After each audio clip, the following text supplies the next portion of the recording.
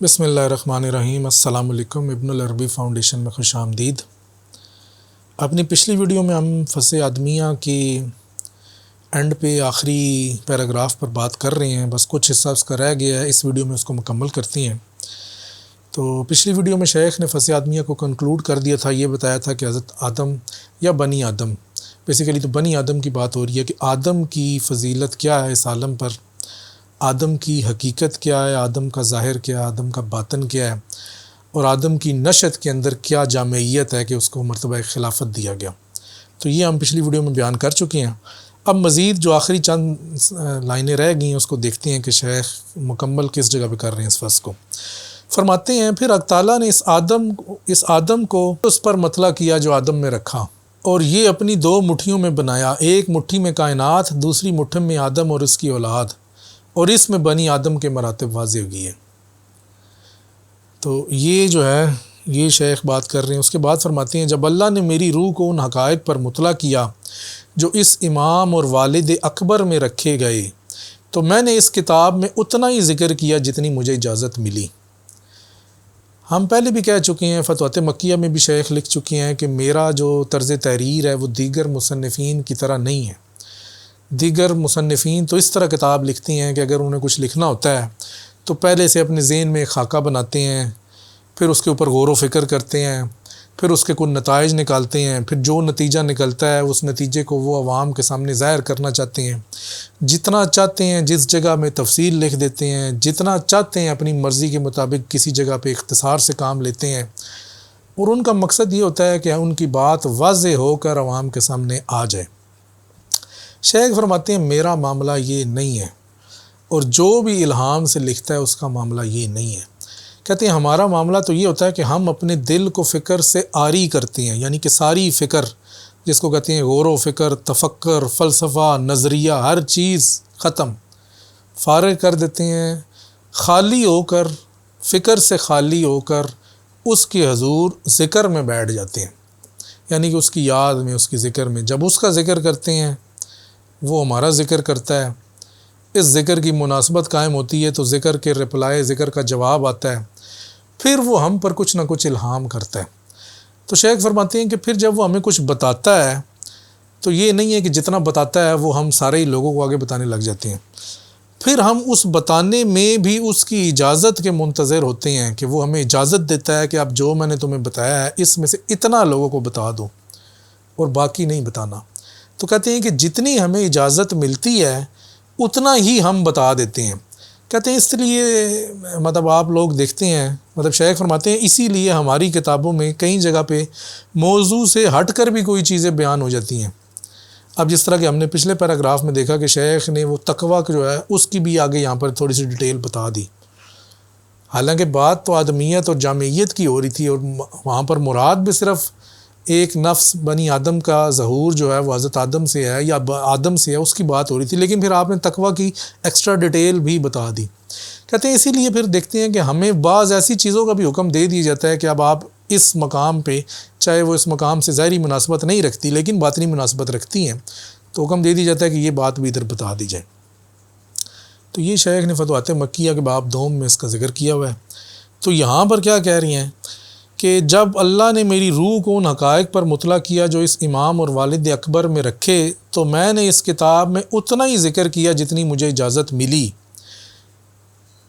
نہ اتنا کہ جس پر میں مطلع ہوا۔ یعنی کہ جو میں لکھ رہا ہوں یہ وہ نہیں ہے کہ جو میں جانتا ہوں، جو میں لکھ رہا ہوں یہ اتنا ہے کہ جتنا مجھے لکھنے کی اجازت ملی ہے، کیونکہ یہ کتاب اور آج کا عالم ان اسرار کا احاطہ نہیں کر سکتا۔ عالم سے مراد ہے کہ ظاہر عالم، ظاہر عالم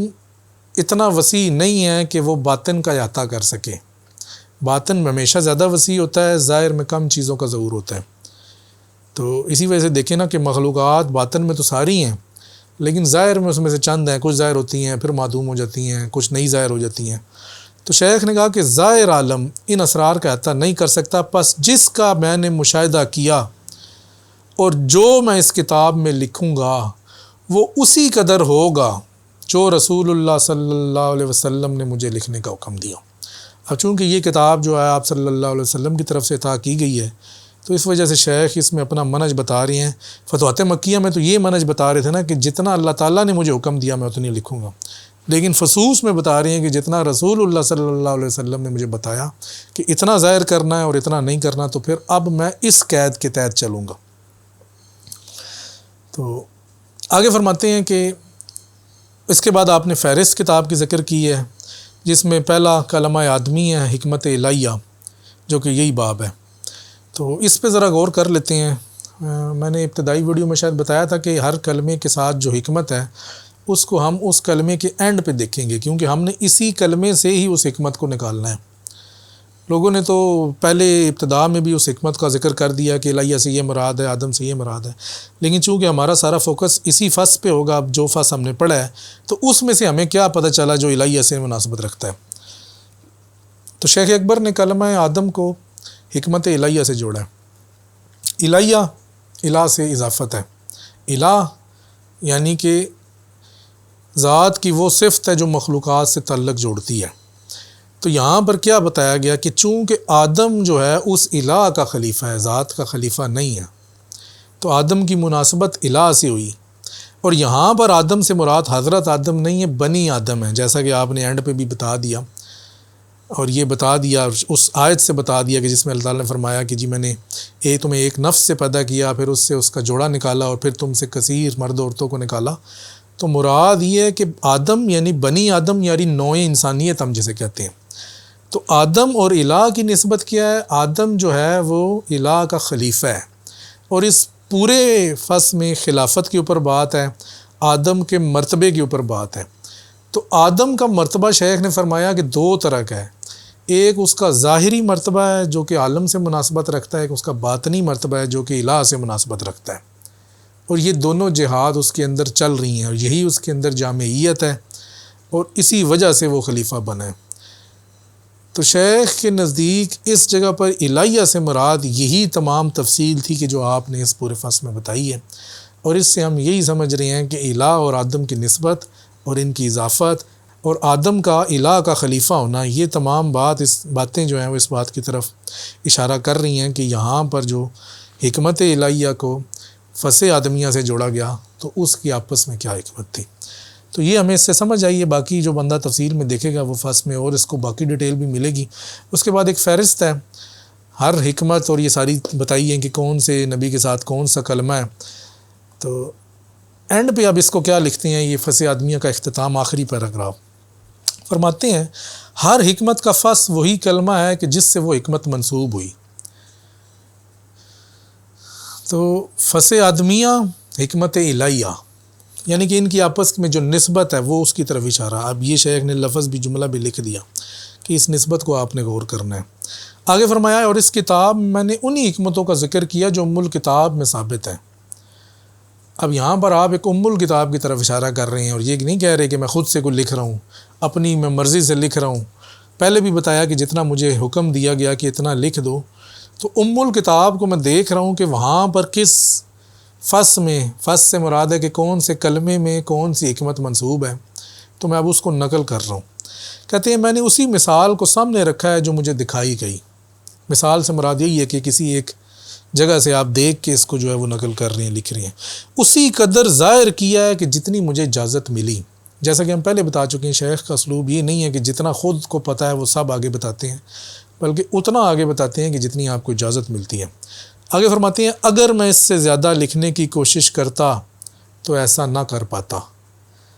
یعنی کہ جس حضرت نے آپ کو یہ عطا کی ہے اس حضرت نے بیچ میں ایک روک بھی لگائی ہے کہ اس سے زیادہ عالم ظاہر میں جو ہے وہ یہ حکمت ظاہر نہ ہو۔ اس لیے کہا نا کہ اگر میں اس سے زیادہ لکھنے کی کوشش کرتا تو ایسا نہ کر پاتا۔ لکھنے کی استعداد اتنی نہیں تھی کہ آگے کر پاتے، سمجھنے کی اور اپنے ذہن میں اپنے علم میں لانے کی استعداد تھی، کیونکہ یہ حضرت اس سے روکتی ہے، یعنی کہ اس کا ظہور، اس کا اظہار نہیں چاہتی کہ اس سے زیادہ کا اظہار نہ ہو۔ تو جو شیخ کو سمجھ میں آیا وہ تو سمجھ میں آئی آیا نا۔ بے شک اللہ ہی توفیق دیتا ہے اور اس کے سوا کوئی رب نہیں، اور انہی میں سے ہے۔ اب آگے چل کے بات ہو رہی ہے فص 86 پہ۔ نیکسٹ ویڈیو میں انشاءاللہ فص 86 سے اپنی بات کو شروع کریں گے۔ اس مقام پہ فصوص کی شرح کے حوالے سے